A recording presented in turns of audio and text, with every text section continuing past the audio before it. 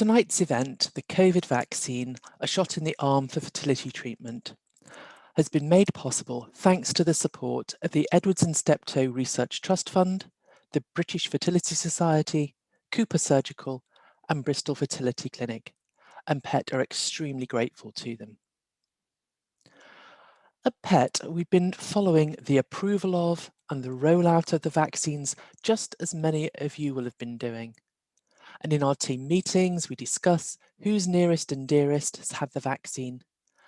And as more of them have received it, the more hopeful we get about returning to normality once more. And we're really proud of the fact that 2 of our trustees are working in vaccination centres in London. It's something that's given us a great sense of pride as a team. But there's so much misinformation or fake news about vaccination that's proliferating online. And we were so concerned about a story that seemed to be gaining traction, which claimed that a COVID-19 vaccine would change your DNA. And so to counter that, we published a piece in BioNews this week by an expert, Professor Francis Flinter, to explain about whether indeed a vaccine would change your DNA. And as a spoiler alert here, no, it won't. But I'd really recommend that you read Professor Flinter's article about this so that you fully understand it. And so tonight, we're hoping to bring some clarity to the issue of the COVID vaccine in relation to fertility treatment. Because vaccination, as I've said, it offers great hope to us all, but at the same time, it raises practical and safety considerations for fertility treatment. And tonight's discussion will include the timing of the vaccination in relation to fertility treatment, and conversely, the timing of fertility treatment in relation to the vaccination. And we need to keep in mind throughout these discussions that not all patients are at the same risk of catching COVID. It will very much depend on their particular circumstances, their job, their lifestyle, where they live, nor are they all at the same risk of developing severe symptoms if they do catch it. They may have an underlying health condition that puts them at particular risk. They may have been shielding during the lockdown.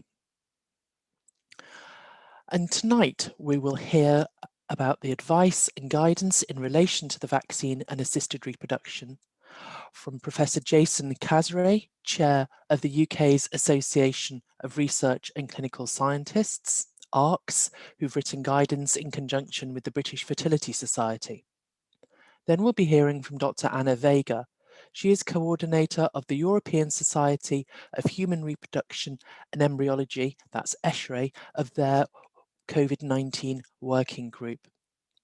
And finally, we'll hear from Dr. Sigal Klipstein, a member of the American Society for Reproductive Medicine, that's the ASRM, a member of their COVID-19 task force. They'll each give their presentation, and I'll be keeping them strictly to time. And when they've all finished, then we will open it up for your questions. Okay, thank you, Sarah, and thank you to PET for the kind invitation to speak tonight. I'm going to speak about the COVID vaccine and, well, is it a shot in the arm for fertility treatment? Well, I think it was certainly a shot in the arm for fertility treatment when Margaret Keenan, or for the world really, when Margaret Keenan, a 90-year-old in the UK, was the first person to receive the COVID vaccine as part of a mass vaccination program. It really showed us, I think, that there was light at the end of the tunnel for all of us. Of course, I think it's important that we spend a little bit of time looking at the priority groups, because there's a point to be made here. If we look at the priority groups that we have at the moment, we have the majority of people over 50 in the UK will be immunised by the age of 50. But of course, the majority of our patients aren't over the age of 50. They're actually in a younger age group. So actually, in terms of priority cohorts that will be vaccinated before April, we're looking at frontline health and social care workers, clinically extremely vulnerable individuals, and people with serious underlying health conditions. So it's actually, one could argue, a relatively small cohort of our patients who will actually have any concerns about being vaccinated or have the opportunity to be vaccinated before the summer or early autumn. And it's not really clearly been determined by the government yet, but it does look like those under 40 will receive their first vaccination by the autumn or in the autumn. So I wanted to talk a little bit about the current advice to women who are trying to achieve a pregnancy, both in the UK and elsewhere. And the obvious place to start is the JCVI, the Joint Committee on Vaccination and Immunisation. And they made some statements with regard to pregnant women, and some of those statements could be related to our patient cohort. So they said no known risk, well, there is no known risk to giving non-live vaccines, as they cannot replicate and cannot cause infection.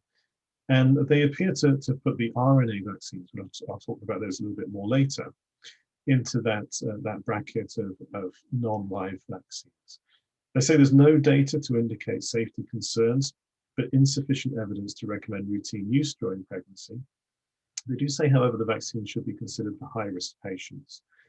Importantly to us, these last 2 points, they say pregnancy tests before vaccine is not required. So that suggests that you don't have to be worried about being in the early stages of pregnancy at the time that you have the vaccine.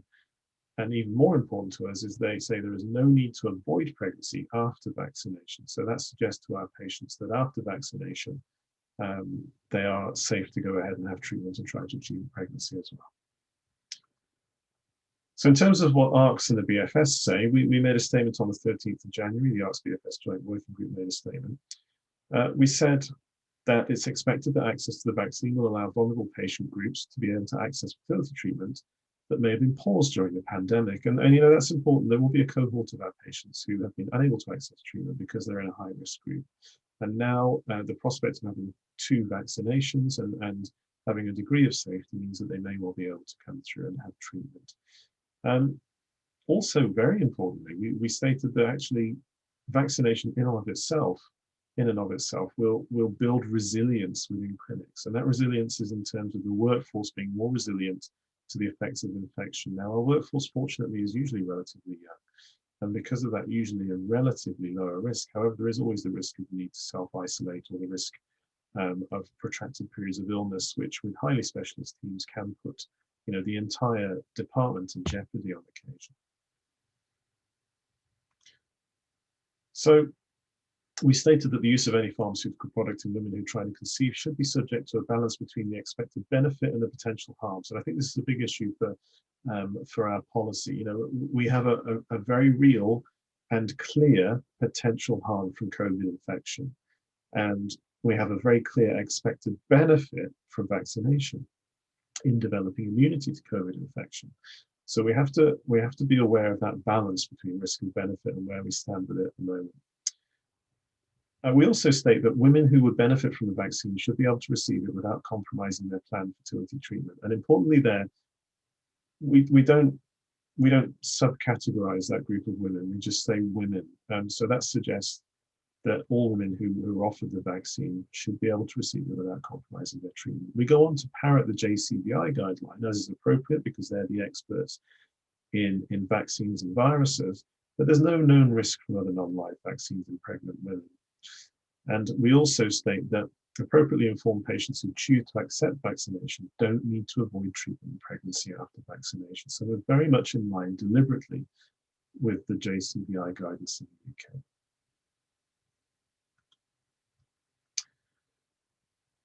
We also state that patients should inform patients who've not been vaccinated against COVID-19 but wish to carry on with treatment that if they do achieve a pregnancy, the current government guideline means that they won't be offered a COVID vaccine. Now that may change in the next few months, but at the moment that's where they stand. So if they get pregnant before having the vaccine, they probably won't be offered the vaccine. And because of that, we state that whereas decision is taken by the patient to delay treatment due to vaccination, centres should work with commissioners of services to ensure that patients maintain their eligibility. So that means anybody who gets too old during a delay because of vaccination shouldn't then have their treatment stopped or not be able to access treatment because of that. So moving on to what others say around the world. The World Health Organization recently softened their view, and this was in reference to the Moderna vaccine. And they've said that pregnancy Whilst pregnancy puts women at higher risk of severe COVID-19, very little data is available on vaccine safety. That is very true. Nevertheless, they've said that they don't have any specific reason to believe there will be specific risks that would outweigh the benefits of vaccination for pregnant women. So again, they're assessing that risk-benefit ratio. And they're saying that for that reason, high-risk women and high-risk people in general, so health workers, or people who have comorbidities or risk of severe disease, should be vaccinated. So ESHRE have a slightly different stance. And what they say is that it would be prudent to postpone assisted conception treatment until somewhere between a few days and 2 months after vaccination. And the reason for that, they quote, is to allow the immune system to settle. So it's probable there that they're concerned around some small side effects from the immunization, such as a slightly raised temperature, etc. Now, of note there, obviously, is that other vaccinations will do the same thing. And for example, flu vaccination will do the same thing, but that's encouraged during pregnancy. By contrast, the ASRM, and I don't want to steal anybody's thunder here, I'm conscious the other two speakers will talk about these things in far more detail. ASRM are quite permissive in their guideline, and they say COVID-19 vaccination is recommended. So they're actively saying you should have the vaccine if you're pregnant, if you're trying to achieve a pregnancy, go ahead and get it. So I wanted to talk a little bit about misinformation and myth and the problems that we have here. And I think we have to be clear of here is that absence of data does not equate to risk of harm. And that's very clear. And that's something I think that many of our patients have a little bit of trouble in seeing in the data, because there's a lot of kind of vaccine fears around. There's a bit of vaccine hesitancy. And a lot of that is around lack of safety data for RNA vaccines in the context of pregnancy. But obviously, absence of data doesn't equal risk of harm. There is no known mechanism for RNA to have any effect upon the embryo or pregnancy. And it's clear to me, I think, that most of the fear around these vaccinations is around RNA vaccines, which are a relatively new technology in terms of being pushed out to a whole population and doing sort of mass vaccinations. But I think we have to be aware that these RNA vaccines have been in development for over 3 decades. So whilst they're new in the context of mass vaccinations, they've not just been developed. They've been studied and developed over the last 30 years. And what happens is you have short strands of RNA that are incorporated into cells and then transcribed into spike proteins, which go on to elicit an immune response. There's no known mechanism for RNA to be reverse transcribed into DNA and integrated into the nucleus in this context. So there's no known mechanism for it to happen in the context of an RNA vaccine. And women are exposed, we have to remember, to highly invasive, rapidly reproducing external RNA, exogenous RNA, all the time during pregnancy. And that's in the form of viral infections that are acquired during pregnancy. So, we have to remember that the RNA vaccine is not a virus. And women do encounter viruses during pregnancy. So just to labor the point a little bit on this, this is a Facebook post, and this is one of the myths around COVID vaccination, is that this is based around a spike protein called the spike protein of the virus being similar to syncytin-1, which is a human placental protein. Now, obviously, this just isn't correct. There are no real similarities between these two proteins. There is no way. The theory is that if you have the vaccination, you'll become infertile because your immune system will fight against syncytin-1, and so will fight against your own placenta. No evidence for this. It just simply isn't true. And if you think about it, if people had been infected with COVID-19, many millions of people have been infected with COVID-19. They're not all infertile after they've recovered. So clearly, this is a theory which is easy to prove to be false. But it's on social media still, and people are still raising concerns about it. And this was a lady who was actually working at a hospital in the US, and she was pregnant and she had the COVID vaccination because that's the guideline over there. And she posted it on social media. Her employers said, can you please, to deal with this issue of vaccine hesitancy, can you please publicize this? And she did, and she received hundreds of comments most of which was saying that people were praying for her unborn child and condemning her choice for being vaccinated. So we have to be very cautious, I think, of the negative power of social media and misinformation on social media, because that has a huge influence upon our patients, upon our patients' views of vaccination safety in general. So in summary, the UK guideline sits somewhere between the ESHRE and ASRM guideline and seeks to strike a balance between risk and benefit. I don't think you can criticize any of the approaches that have been taken, but because we don't have enough data, but we have to reiterate constantly, I think, that there is no risk. And so none of these approaches can be really criticized at this time. The JCVI guidance around conception and vaccination is clear for people who are trying to conceive naturally. And it would be very odd indeed to discriminate against our patients and say, actually, no, you can't be treated when the JCVI guidance says that people who are trying to conceive naturally can receive the vaccine. I think ultimately, with a lack of evidence of harm from vaccination and clear harm from COVID, it does seem reasonable to allow our patients to make a choice. Obviously, the onus is on us to provide them with the most up-to-date information in order to be able to inform that choice. And we clearly have to be aware that any hint of negativity from us as professionals and perceived experts in the field can and probably will be amplified on social media and other platforms. And so we have to be very clear that there is no negative evidence, just a lack of absolute certainty.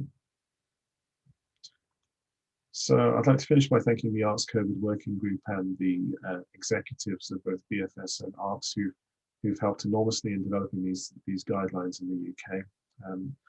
All of my colleagues there have put in a lot of work. Thank you very much. Thank you, Sarah, and thank you, Progress Educational Trust, for inviting me to this event. You know that ESHRE is somebody that is quite familiar with Progress Educational Trust, and we are very happy to collaborate. What I'm going to present today is exactly the statement of ESHRE, what we have proposed, our document. We tend to propose short documents that try to deliver clear messages. Even in this case, it's not so evident that we can deliver a very clear message because there are many uncertainties, as Jason has already mentioned. There are still many things that we need to know about this virus and how it can affect at different moments of our lives and in different circumstances. Let me first show you, the members of the ESHRE COVID working group. You have here their names. We are people from different countries, and our main activities consist in putting in place statements to reply to information and queries, to draw up a picture of what's happening in Europe with regards to the activity of ART.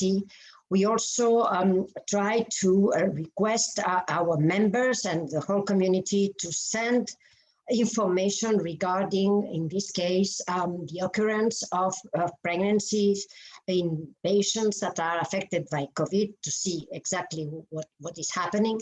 And we made also a guidance on the restarting of activities, and in this case of the COVID vaccination.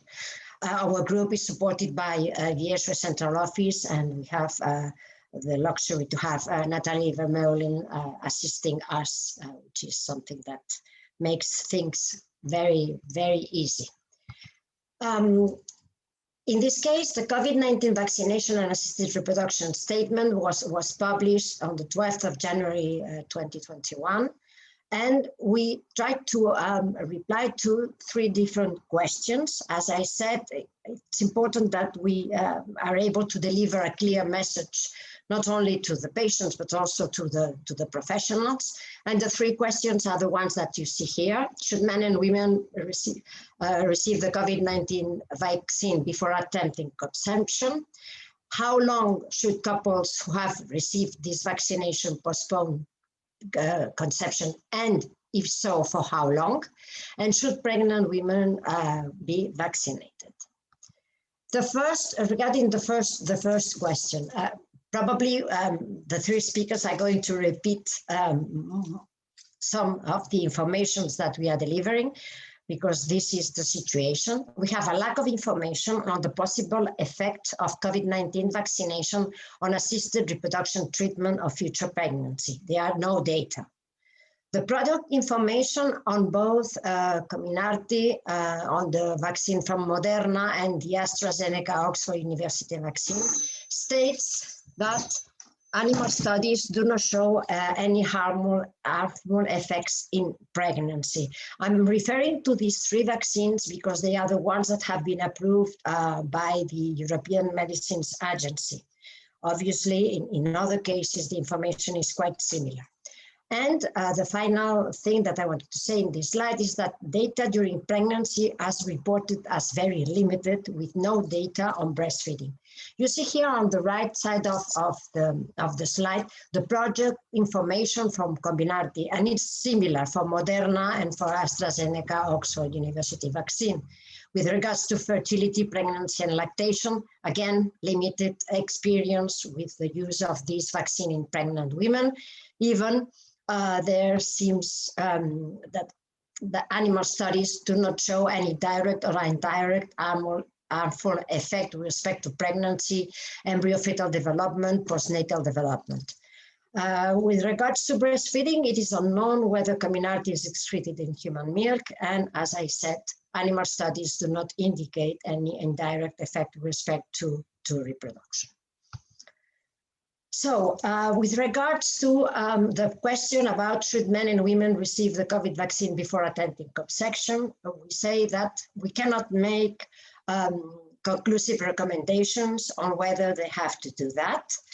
Vaccination is encouraged when benefits outweigh possible risks, and I think this is very important. You have to take every patient on an individual basis, depending on her status, her age, her possibility of getting infected. All this needs to be taken into consideration to recommend or not the vaccine in that specific case. Comorbidities are needed to be considered, higher risk of COVID and pregnancy complications, and high risk of infection, which cannot be avoided. This is something that we need to take into consideration. And another important thing is that access to care should not depend on the vaccination status, either because vaccines are not available or because the patient decides not to get vaccinated. So we cannot allow a patient to get into the treatment depending on her vaccination status. For how long, if the patient received the vaccine, for how long, if so, it needs to be waited or to postpone conception after vaccination, and in this case, the treatment. Our opinion was that it seems prudent to postpone the start of assisted reproduction treatment for at least a few days after the completion of vaccination. And this means after the second dose, to allow time for the immune response to settle. In this case, we are trying to avoid possible reactions to the vaccine that would complicate the treatment. It means that only a few days need to be resumed after the last dose of the vaccination. But in the absence of information on the effect of COVID-19 vaccine on oocytes and sperm, embryo implantation and early stages of pregnancies, and to allow, again, time for antibody development, a more cautious approach could be considered. And we make the example that maybe up to 2 months can be a prudent approach to wait until the treatment is started. But again, individual cases need to be considered. Treatments should not be started, obviously, in women who have had significant side effects from COVID-19 vaccination. But this is, I would say, common sense. So every physician, gynecologist, or anyone involved in medicine knows that it's not good to start a treatment after that. So for this question, I put a question mark. And again, individual cases have to be addressed individually to know exactly what to do. There are different approaches in different societies or scientific societies or consortia that guide through COVID-19 vaccination. And this is a guide for women of childbearing age, pregnant or breastfeeding from the UK. And in December 2020, they were saying, if you are planning to get pregnant in the next 3 months, you should delay your vaccination. While, and this is updated 1 month after or 1.5 months after, it says that if you are pregnant but you think that you are high risk, you should discuss having completing vaccination with your doctor and nurse. This is an example to show that things are changing very rapidly in this situation. We are learning things very rapidly, and as a consequence, we are changing what we said a month ago to a new recommendation. So we have to be flexible, and we have to incorporate all the knowledge that is coming out from the hundreds and thousands of papers that are appearing every week to try to modify what we have said in the weeks before. What does the WHO say? Again, things are changing very rapidly. And while this was done in the 8th of February and this on the 26th, they say not completely different things, but things that have changed. Here again, the WHO recommended waiting to establish a pregnancy for 2 to 3 months post-vaccination. And this was said at the beginning of this month, while now it is said again that based on the specific risk assessment of each individual patient, the vaccination can be done and the treatment can be started. Again, and it has been said by Jason, routine testing for pregnancy before COVID vaccination is not recommended, and women who are trying to become pregnant do not need to avoid pregnancy after receiving this kind of vaccine. Again, each vaccine has its own characteristics, and we cannot put them all together because they are made of different methodologies. With regards to should pregnant women be vaccinated, it has been clear that there are increased risks of being infected when you are pregnant. Symptomatic pregnant women were at significantly increased risks for severe COVID-19 compared to the ones that were not pregnant. There are now many articles showing that. So being pregnant is a risk factor for COVID. The safety of vaccination during pregnancy. I'm not talking about COVID vaccine, I'm talking about other vaccines. They have been used in pregnancy safely. And again, we don't know exactly what is the approach to the safety of COVID-19 vaccines in pregnancy. So again, the decision on whether to use the vaccine in pregnant women should be made in close consultation with a healthcare professional after considering the individual risks and benefits. And pregnant women should be informed about the lack of long-term human studies on COVID-19 vaccination, but should not be excluded from clinical trials, and they have, and vaccination programs. So let's try to get them in the clinical trials to have the information available.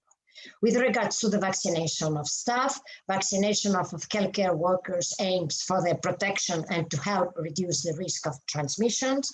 Fertility clinic staff are healthcare workers, and as such, they should be given priority for vaccination based, again, on their individual risks and benefits. And we must continue, and this is something that we have in our guidance document, we reaffirm our earlier guidance for safe ART practices, and depending on the number of cases reported in a specific place, region, country, or area, the risk will be more or less severe, going from insignificant impact on ART services to very critical one when the number of affected people is very high.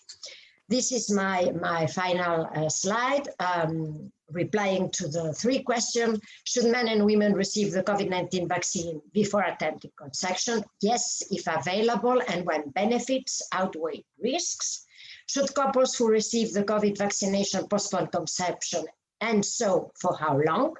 at least a few days to resume the reaction to the vaccine, and a more cautious approach can be considered. And should pregnant women be vaccinated? Yes, when individual benefits outweigh risks, and information on lack evidence should be provided. And again, we remind everybody that we need to keep our ART services safe. Thank you very much, and thank you to the Progress Educational Trust for this warm invitation. I'm pleased to be here and speak to all of you and represent the position of the American Society for Reproductive Medicine on this topic. And let me start by saying that it's fascinating to see that we're all looking at the same data, or in many cases, the lack of data, and formulating somewhat different recommendations based on this. So I call my talk Balancing Risks of Disease with Vaccine Risks. And we'll see why in just a moment.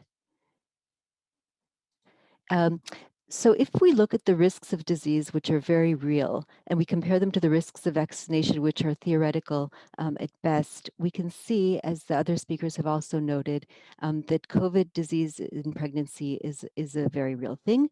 We see increased risks of hospitalization, admission to the intensive care unit, need for mechanical ventilation, and concerningly, an increased risk in death. So 70% according to the latest study of death in women who are pregnant and admitted with COVID.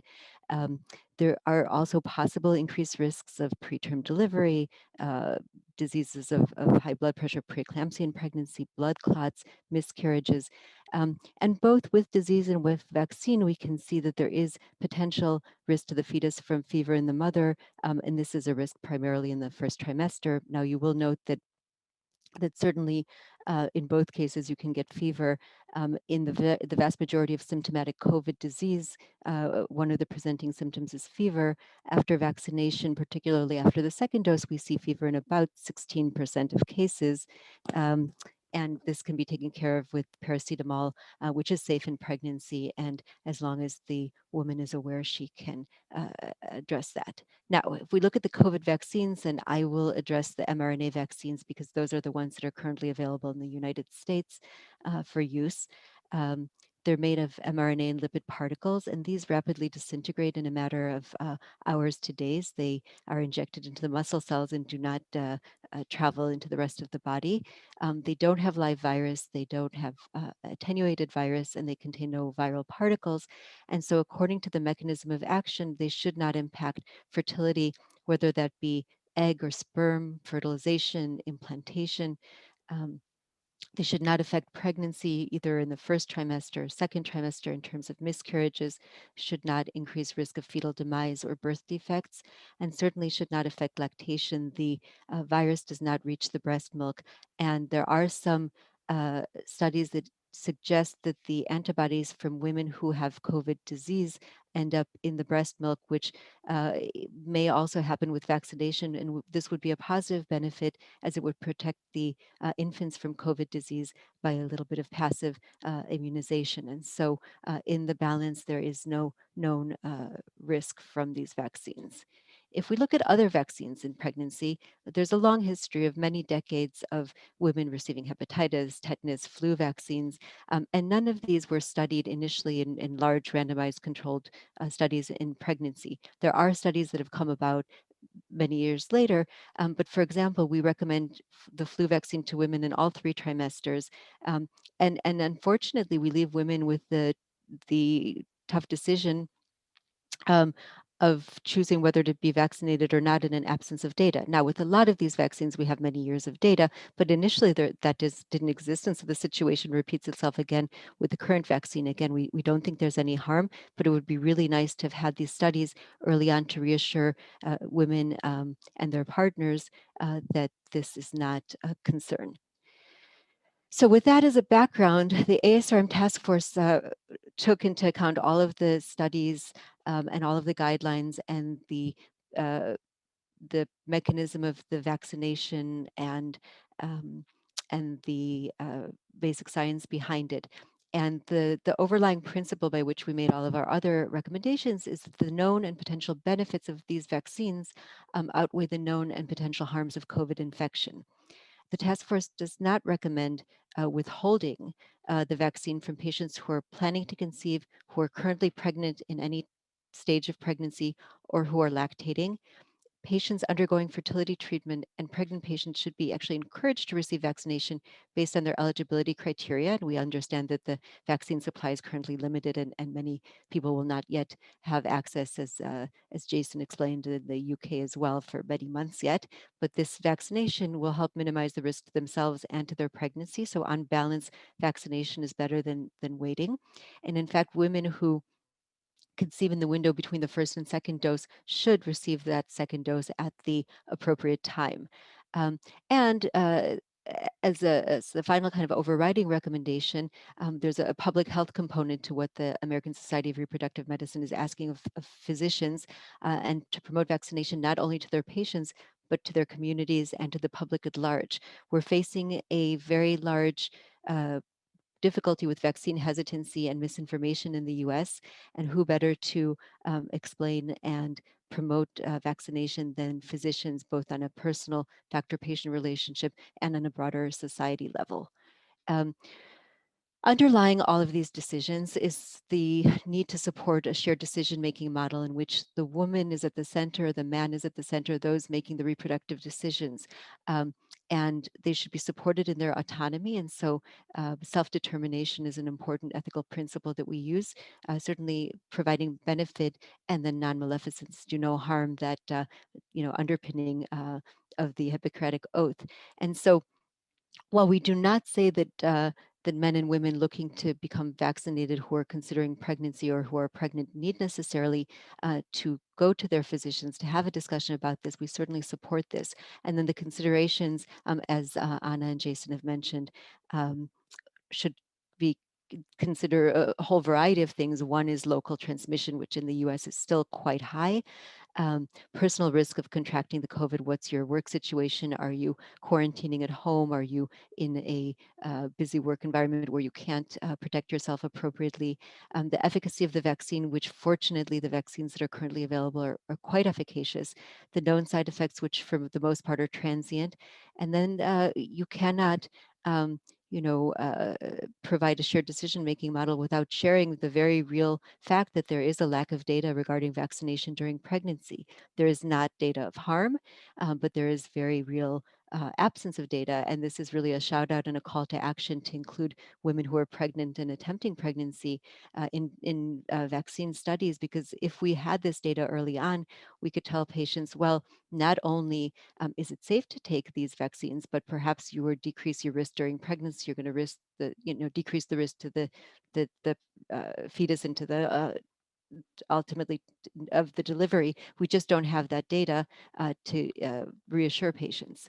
And as Jason had said, avoiding vaccination does not equal avoiding risk. Vaccine avoidance by fertility patients may result in a number of problems. One is increased risk of infections. We'll see an increased number of infections.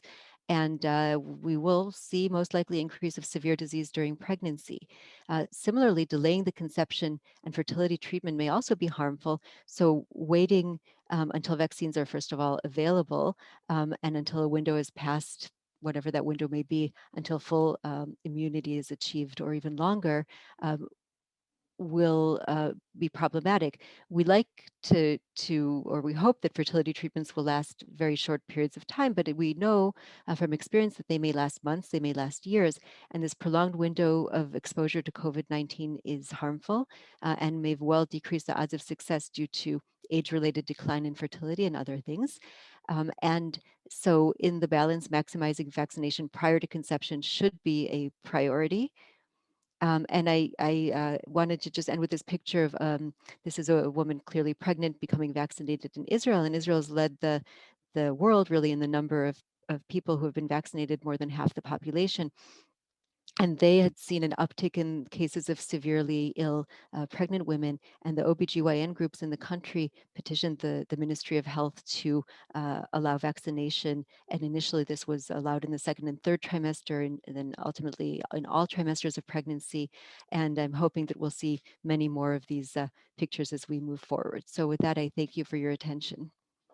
just before we go to the questions, I'm going to launch a poll, and I'm hoping that's now live. So yes, which I'm inviting all the audience to answer. Is consensus needed from all relevant professional bodies on the COVID vaccine and fertility treatment? And I could see people answering it before I've even finished reading it out, so that's great. And I'll come back and announce the results of that once we've covered the first question. So let's go to that first, and it's going to be from Adam Balin, because that is the most popular question. Adam is a fertility clinician over here in the UK, and his is quite a long question with several parts. So first of all, what is the logic behind the UK allowing women to conceive after having their first dose, but advising against having a second dose if they find themselves pregnant? Whilst vaccines are likely to be safe, at the very least, they may cause a raised temperature, which could cause problems very early in the pregnancy, even before a woman knows she's pregnant. Wouldn't it be safest to have the vaccine around the time of menstruation so that there's no risk of any problems in early pregnancy? We have, and then saying basically that we have very limited data to date, and it's vital that the data is collected prospectively, which I think definitely that last part everyone would agree with. So Jason, as he's sort of couched it in the UK, do you want to start on that one about the advising against the second dose if they find themselves pregnant in the first instance? I have the same question as Adam, Sarah. I honestly don't know why they advise that. And I can understand why it looks a little bit incongruous, but I'm afraid I don't have the answer. No, well, I appreciate your honesty. I don't know whether you have similar guidance outside the UK there, that either Anna or Sigal wants to come in on. One thing that I wanted to say is that, well, at least I don't know what is the case in other countries, but I imagine that in Europe, at least, the situation is quite similar. We are now vaccinating old people, people that are working in hospitals. So we are not expecting to have people that are not of extreme risk by their age or by their condition to get vaccinated right now. So we are, and for once, we are studying the question, or we are analyzing the situation in advance. So again, what I would say, and this is our recommendation in ESHRE, is that individual risk has to be assessed in each case. So we don't want to recommend vaccination for all pregnant women or no vaccination at all for pregnant women. Every patient has to be assessed with regards to the benefits and risks of the vaccination. And with regards to when the vaccination has to be given, I agree with Adam. At the end, if you expose a woman to a reaction to the vaccine just at the beginning of her pregnancy, this can be detrimental to the pregnancy. We don't know, but this can be detrimental. And the same thing happens for the ART treatment. So let's try to keep them apart. The vaccination and, for example, the ART treatment can be a little bit separated in time. And Sigal, do you want to come in on this one? Yeah, a couple of comments. I mean, I think, yes, it would be nice if women could vaccinate at a time that they know that they're not pregnant and perhaps decrease any potential risk of elevated temperatures. But a couple issues. One is that women don't always know whether they're pregnant or not. Not all women menstruate regularly. And so the concern I have is that the more barriers you place in front of women or men or anyone who might accept a vaccination or might be interested in a vaccination, the less likely you are to get the maximum number of people vaccinated, and then you may have a decreased prevalence of vaccinated individuals. So really the goal is to not put barriers in front of patients and to in fact encourage vaccination whenever possible. There are theoretical risks, of course, of increased temperatures, but those can be dealt with fever reducing medications. And so in the balance, we support, as our recommendations say, at any point during pregnancy or not during pregnancy. And so that approach is a little bit more permissive. So I'm going to close the poll now and share with you all the results. I'm hoping this is all working. So as you'll be able to see, a large majority, 77% of people thought that that think that consensus is needed. And so I'm going to take this now straight to the panel to say, come on, guys, is it time you all work together and try to have a joint meeting? Perhaps you've already had one, I don't know. I'm not privy to such things, but perhaps it's, would you go back from this meeting to your professional bodies and say, can we have some sort of joint talks here so we're all on the same page? I'll go to Anna first, and then to Sigal, and then to Jason. Yes, we have been working together, and we have made joint statements in the past regarding COVID, for example. But we need to take into consideration that maybe the circumstances in every country and in every continent can be very different. And in these cases, sometimes it's not easy to get to a consensus, but we should try. I absolutely agree with the poll and with, I think that with all the speakers here, that it would be very beneficial for the patients if we have a common voice and if we deliver the same message. It can be, how you say that, with slight differences in one place or in another, but the message should be the same. And as we have the same scientific information, we should get to the same conclusions. So at the end, we should communicate maybe more among us and try to deliver the same message, which is beneficial for the patients and also for the professionals, because in many cases, the professionals do not know what to do not know what to recommend to the patients. So I think that this is one of our main duties to try to reach that consensus, yes. Sigal? Yeah, I definitely agree, and it would be helpful for all involved if we could come and speak with the one voice. What I've seen over the course of the COVID and over the course of our discussions regarding the vaccine and who should be vaccinated and under what conditions is that there is kind of a movement from a more cautious to a more permissive approach. And I do believe that as we have more experience and feel more comfortable around the world, that will be where we head.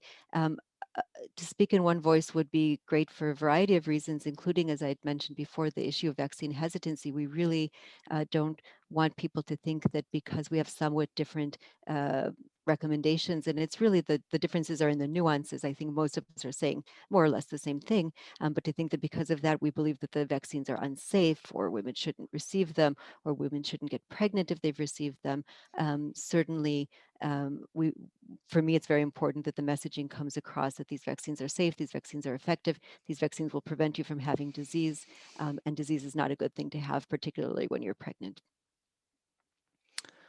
And Jason? Yeah, I think consensus is always a good thing. And it's really interesting to hear the opinions of other expert groups. We're in an interesting position in the UK because we do sit in the middle of the sort of more cautious and the more permissive approaches. One of the things that would make that difficult, I think, one of the obstacles we would face is that we're beholden to the national guidance that comes out from our Department of Health or whoever that may be in the nation that we're in. And it's very difficult if you're a professional body for a specialty like ours to stray too far from the guideline that comes out from, say, the virology experts, the people who are experts in vaccination, etc. And so that can be a barrier, I think, to the kind of consensus that we're talking about. But in principle, I agree with Sigal as well. I think in principle we're not that far apart, and so you don't have to look too hard to find some consensus within all three groups. So yeah, I would be open to the idea. I just think it might be a difficult thing to achieve with us all being beholden to other expert groups within our own nations.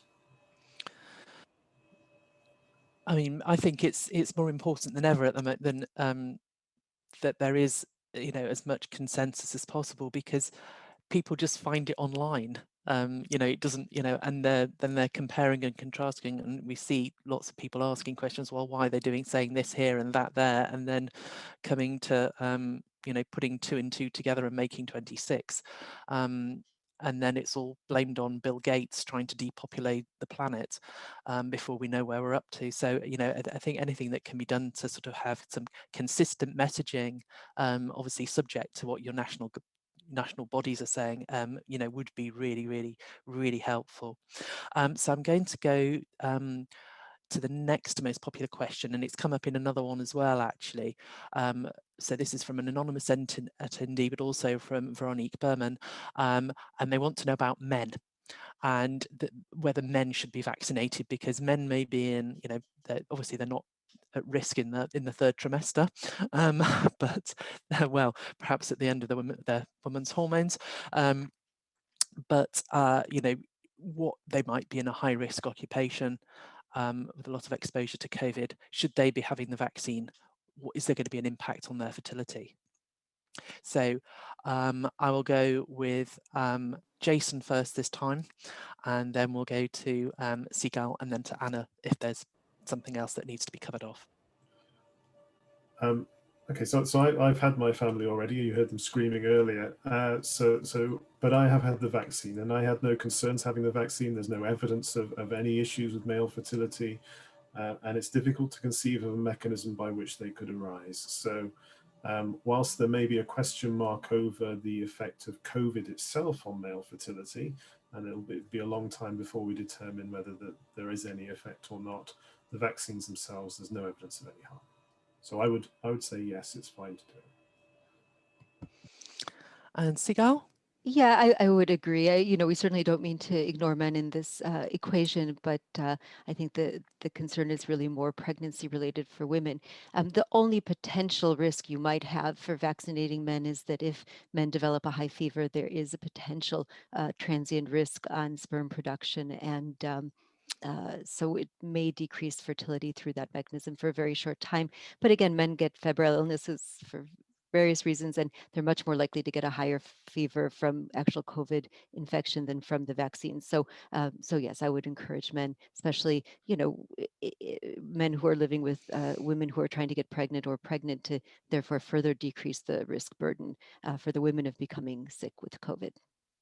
When you talk about a short time, are we talking about, days, weeks, months? Because different people have different concepts of what a short time is. I'm sorry, yes, 3 to 4 months.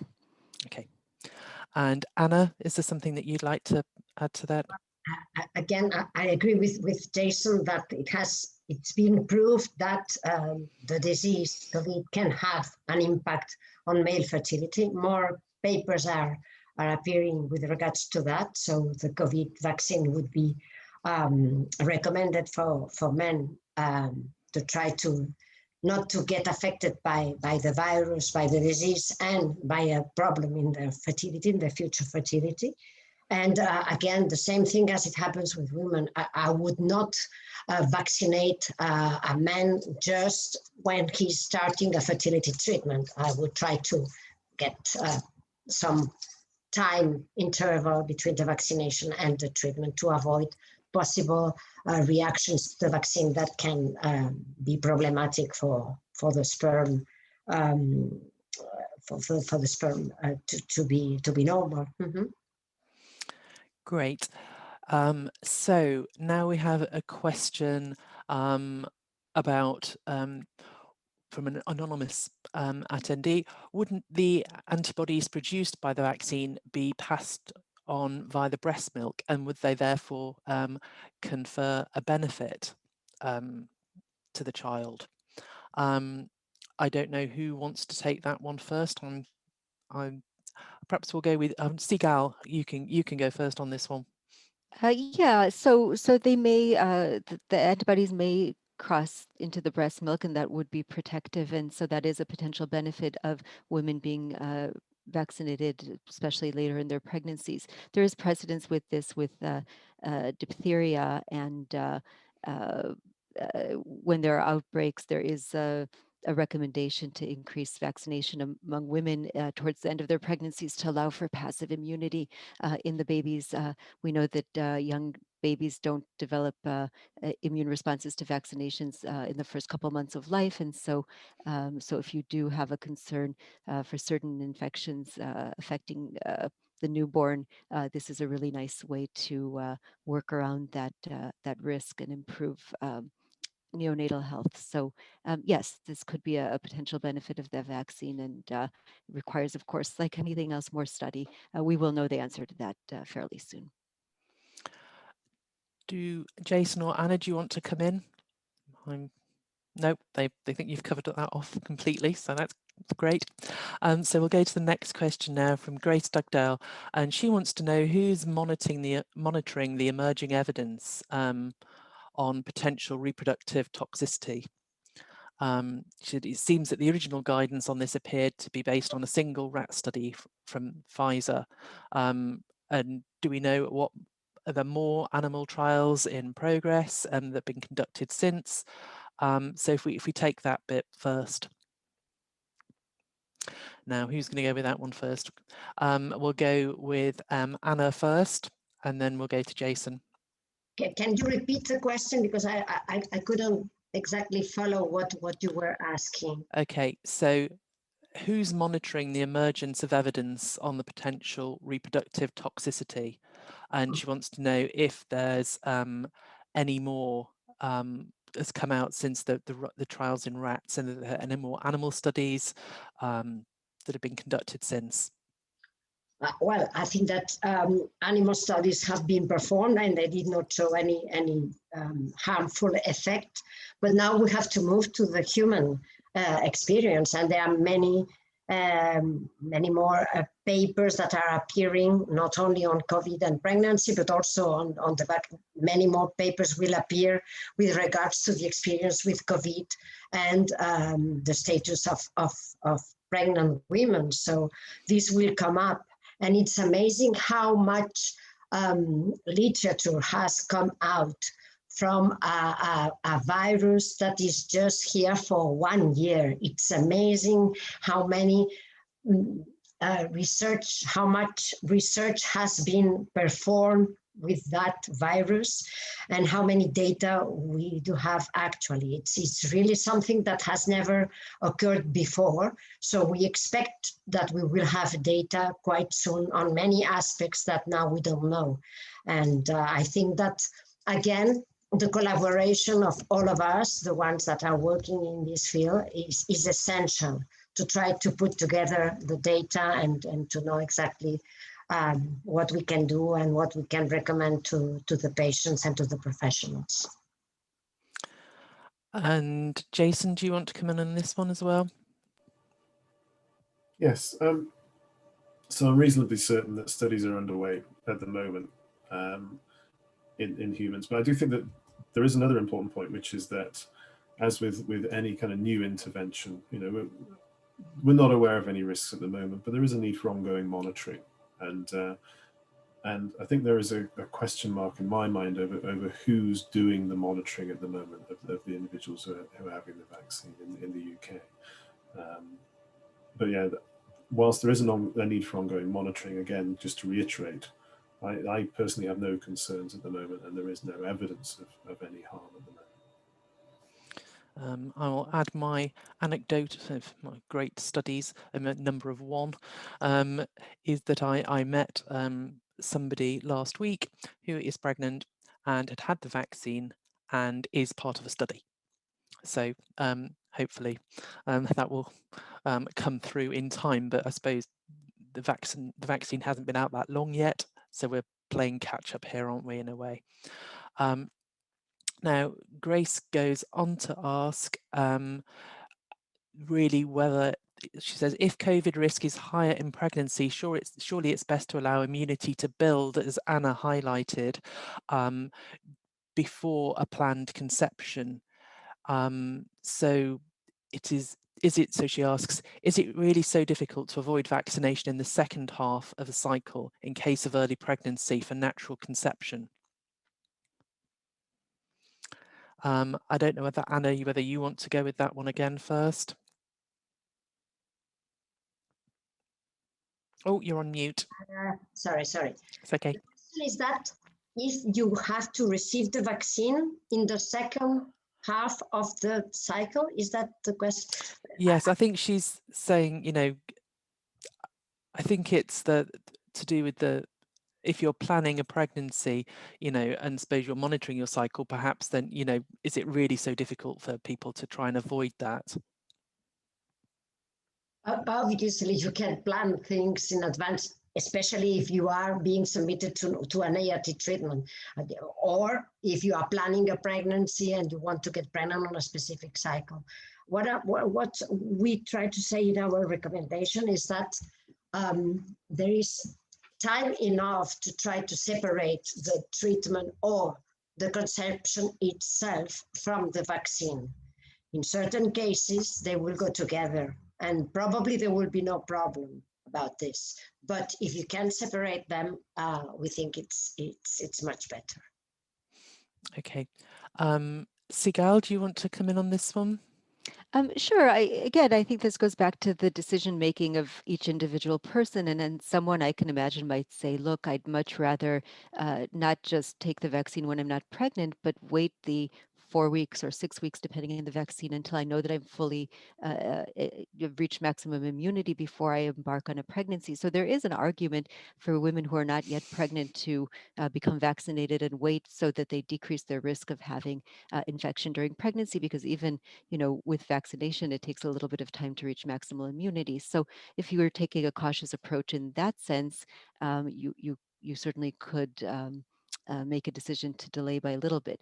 The concern we have is that, for example, once you're pregnant, then the sooner the better, right? So that you decrease the window of time when you might have exposure to virus, to infection. So again, I think women have to understand, men have to understand exactly what the determinants are, what all the factors are, what the data says, and then have the ability to make decisions based on this. Now, that's not to say that physicians shouldn't guide and organizations shouldn't guide patients on what we think is appropriate, but in the final analysis, each person must make their individual decision. And so our role is to give them the information they need with which to make the best decisions for their own personal circumstance. Yes. So the next question that we have is, should IVF clinics offer the COVID vaccine prior to treatment? I hadn't thought about that before, turning you into vaccination centres. So let's go. I'll go with Sigal for that, because in America you're the most progressive in terms of the attitude towards the vaccine. So we would love to be able to do that. I can tell you that I registered to be a vaccine center, and the number of hoops that we had to go through, it made it essentially impossible to do that. But yes, I mean, I think at the point of care vaccination, same as point of care vaccine, viral testing is great. We know from, for example, studies of flu vaccine, that if your OBGYN offers you the flu vaccine in the office as opposed to sends you to another center, another clinic to be vaccinated, your uptake will be much higher. So whatever we can do to make it easier for our patients to become vaccinated would be wonderful. I don't see that happening. Our mechanism isn't sort of set up that way. I don't know what it's like in the UK or the rest of Europe, but I don't think that would be a possibility for us. Jason, can you see that happening, or perhaps in your hospital you can, march them down the corridor to somewhere where they are doing the vaccination? I don't know. Well, interestingly, in my department, we have a vaccination centre downstairs below us, and we have a vaccination centre across the road as well. So we're kind of sandwiched between two vaccination centres. I would love to be able to send our patients down to have the vaccine. Maybe when they came for their initial history appointment, and then we would know that they were covered by the time they came through to treatment. Sadly, it's just not going to happen at this moment in time. But maybe as we get through the numbers at the rate we are doing in the UK, that may one day become, in the not too distant future, one may think become a possibility. And how about you, Anna? How would you see the situation in Spain? I won't ask you to speak for the whole of Europe on that. It's a bit much. This is the most important factor to take into consideration. If we do not have enough vaccines for the very vulnerable people, We cannot consider the possibility to offer the vaccine to people that are starting an ART treatment. But let's see if, well, after the summer, the vaccine is available to everybody and all the vulnerable people have been already vaccinated. And then maybe this will become a possible option, but not now, obviously. And I think this is the situation in most of European countries. Yeah, I think around the world really that no one has, it's a question of priority at the moment, isn't it? So the next question is from an anonymous attendee. Has the vaccine been studied in patients currently undergoing IVF treatment, or are there plans to study the vaccine in this group soon? This person sadly has prior pregnancy loss and is very wary about taking anything that isn't well studied. So I'll go to Jason first. So if you want to come in on that, Jason. Yeah, so I think Sigal made some very interesting points in her talk around the historical use of vaccines before any kind of safety data was available in certain situations, such as pregnancy, for example. I'm not aware of any studies being undertaken at the moment specifically in relation to assisted conception. But any study that was undertaken in women trying to conceive could potentially be transcribed over to our situation. So I'm sure it will happen eventually, but more likely enough people will conceive naturally that the data will just be there, will just be available. And Sigal, do you want to follow up on that? And then Anna? Yeah, absolutely. I'm sorry to hear about the pregnancy loss of the person who asked the question. Anecdotally, in Israel, I use it as an example because the logic was interesting. Initially, they approved the vaccination in the second and third trimester, not because they thought it would be harmful in the first trimester, but because there's such a high risk of pregnancy loss. We know just naturally in the first trimester, 15 or 20% of pregnancies miscarry. And so the concern was that if you vaccinate women and they miscarry, they'll blame the miscarriage on the vaccine and that will increase vaccine hesitancy. And that really speaks to entering women in prospective studies where you take women who are attempting pregnancy, you look at the ones who are early in pregnancy, you have a control group, people are randomized and blinded, they don't know if they got the vaccine or not. And then you can really look moving forward whether there is any increased risk or not. We don't expect there to be risk, but how wonderful would it be if we had that data and could tell women, really it's quite safe. Look at this study in these women, the ones that didn't take the vaccine perhaps had increased risk of loss because they contracted COVID. The ones that took the vaccine were not at increased risk. So that data is not available. I very much hope that those studies will happen. And they should, because that is really the quickest way that we can reassure patients about the safety of the vaccines and encourage confidence in vaccination. Anna, do you want to add anything or should we move on? Yes, one thing that I would like to add is that we all know that patients that get pregnant after ART are very anxious, especially during the first trimester of their pregnancies. So having something that has an uncertainty or where we cannot tell them, not really, don't worry, nothing is going to happen.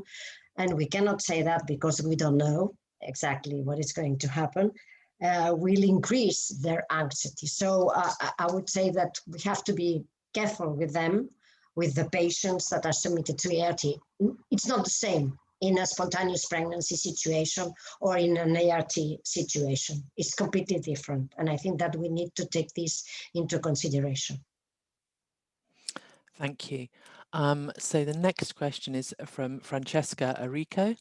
On what basis how do you establish whether the benefits outweigh the risks in a pregnant woman being vaccinated? So I'm going to put that first to Sigal because she talked about that conversation between the doctor and the patient quite a lot in her presentation.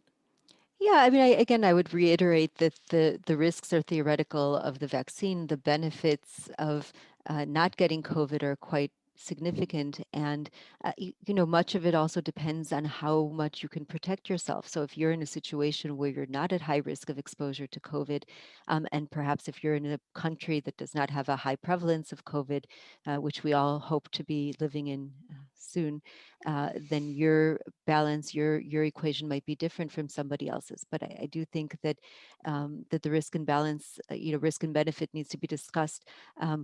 As an organization, the ASRM has looked at all of this and said that in the balance, the benefit of vaccination outweighs the risk of getting infected in virtually all cases. But again, we are not mandating vaccination. We are recommending and advising women to consider their own personal situation before they make this very important decision for themselves. Is there anything the other two of you would like to add? I'm just conscious of the time and trying to get through more questions. So Anna, go on. Yes, comorbidities of the pregnant women have to be considered. I mean, it's not the same young woman who is pregnant than an older one, or if she's, I don't know, diabetic or has any heart problem.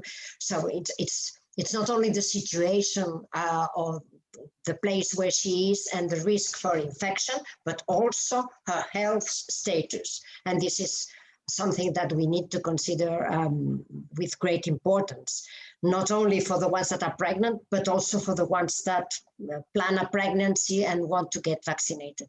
For us, the most important thing is to try to assess that individual risk, not only with regards to the possibility of infection, but with regards to her particular health risks. And this is something that we mention in our statement.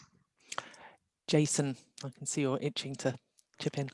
No, I think another thing we need to consider is just going back to what Anna mentioned about our particular patient cohort and the anxiety that they feel during treatment, and that follows through into pregnancy. You know, I think our patients are, having had a hard-won pregnancy, quite anxious during the pregnancy, and I would worry for the effect, because at the moment, as we all know, we're all living in it. There is that kind of background tension and stress that COVID brings. And I worry for the effect of that over a 9-month pregnancy for somebody who decides not to have the vaccine. And I think that's something that individuals should consider very carefully. You know, each person will know how they will, or might be able to predict how they will feel about it, but it's something that needs to be considered. You know, would you rather have the vaccine and then feel that at least you've got a level of protection, or go through the entire pregnancy fearing that you might contract the infection? You know, each person will balance that themselves, I'm sure. Yes, and I suppose as well in that scenario, semi-shielding or shielding and becoming very socially isolated, and the problems that brings with it too, particularly if you're going through a very anxious time, because it's such an important, well, all pregnancies are important, but but it's such a much wanted pregnancy and been so difficult to achieve. So I'm going to move on to the next question, which is from Diane Shepperson-Mills. She's got a few questions actually in relation to the newborns and risks, saying that the risks aren't going to be shown for a number of years. Is this something we should be worried about? I don't want, who wants to go with that? Anna, you're shrugging, so I'll go with you first. I don't know. I really don't know. And again, we have no data, and we need to collect this data. As I said during my presentation, for example, in ESHRE, we want to collect all the data, not regarding the vaccine and the result of the pregnancy, but on the COVID disease and the pregnancy. And there are results that could be very important with regards to what we have to do with the vaccination. It has been shown in different papers that the antibodies cross the placenta and go to the child. So again, and as Sigal has mentioned, the vaccination could have a beneficial effect on the child, because he also will get the antibodies that the mother will produce. But again, we have no data. We have to collect them and see. Sigal. Yeah, it's an interesting question. I think you may, want to look at it, step back a little bit and look at it in terms of like a social justice type of question. And so if you take women and say, look, we don't know what the effects are going to be on your pregnancy, on your future baby, don't you want to do everything to protect them? And of course women do. But then that may lead them to not be vaccinated. And then you're sort of forcing women who want to have children into this scenario, this impossible situation where they risk their own health for theoretical risk to their children, and put them in this sort of disadvantaged situation. So I do think you have to look at all of the factors. I mean, certainly if we thought that there were a real risk to the baby's short-term or long-term, that discussion has to be had, and we would never want a woman to make a decision that was harmful to her child. But in the absence of data and a lot of reassurance that there isn't any risk, to kind of scare women to saying just to be extra special, cautious and careful, don't do this, I think puts them at a disadvantage, and then increases their susceptibility to harm by being infected. And so we have to think about that in the balance as well. Okay, I'm going to go to a question from somebody else, just because we're really running out of time now, and go for one from Alison Murdoch on a different topic. And she wants to know about gamete donors. She wants to know, does the panel all agree with the UK recommendation that donors can be accepted 7 days after vaccination? Also, can you confirm that there is no evidence that the COVID virus can be transmitted via semen or donated eggs? So I will go to Sigal first and then to Anna, because otherwise Jason will be perhaps agreeing with his own guidance, and then we'll ask about the transmission. So we don't have any guidance. If you look at eggs, for example, there's no evidence that there could be transfer from eggs from vaccination. The question is after vaccination, or after. Yeah, I mean, there should be. I think the first bit will be is can you accept them 7 days after vaccination, and forget about the transmission bit for the time being. Yeah, I don't see any reason why we couldn't accept them immediately. There's no evidence of harm, and there's no guidance in the US about this at present. In terms of transmission, I don't believe there would be transmission with donated eggs or sperm, but even if there were transmission of antibodies, I can't see that would be harmful. Okay, and Anna?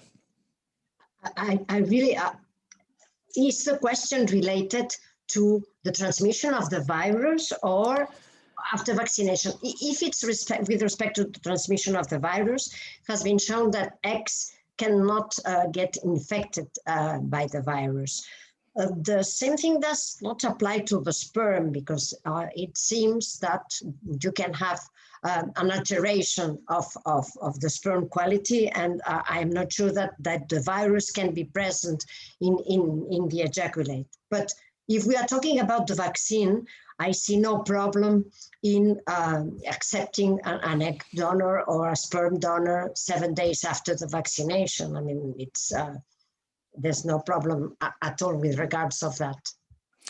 And Jason, do you still agree with your own guidance there? So it's not our guidance. It's not ARC's BFS guidance. I think this relates to the UK Blood and Transfusion Service guidance, right. Which I think they've just demonstrated an abundance of caution there.